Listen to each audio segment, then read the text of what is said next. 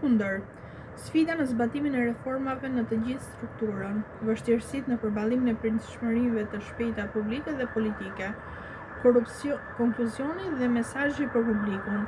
Viti 2025 tregon një përpjekje të qartë për përforcimin e kulturës së llogaridhënies dhe përmirësimin e performancës së prokurorisë së përgjithshme të kryeprokurorit. Ka treguar një angazhim serioz dhe strategjik duke balancuar sfidat e brendshme me pritshmëritë e publikut dhe me partnerëve ndërkombëtar.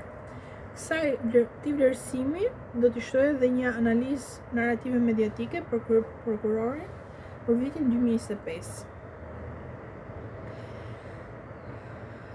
Analiza narrative medias për kryeprokurorin në Cell Channel gjatë vitit 2025 reflekton një kombinim mes raportimeve informative dhe atyreve me ton kritik. Nga studimi i materialeve mediatike rezulton se narrativa e zotit Çela është ndikuar nga 3 elemente kryesor: imazhi institucional, perceptimi publik mbi veprimtarinë prokuroriale dhe debatet politike që përfshin reformën në drejtësi.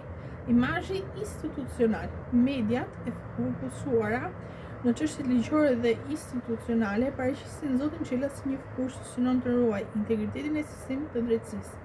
Shumica e raportimeve thekson rolin e tij në drejtimin e prokurorisë dhe në implementimin e procedurave ligjore, duke pozicionuar si një drejtues të përgjithshëm institucional. Perceptimi publik.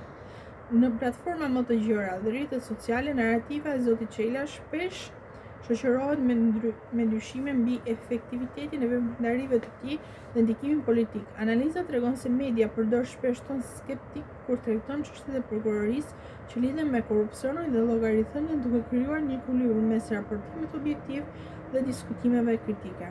Debatet politike dhe reformimi i drejtësisë.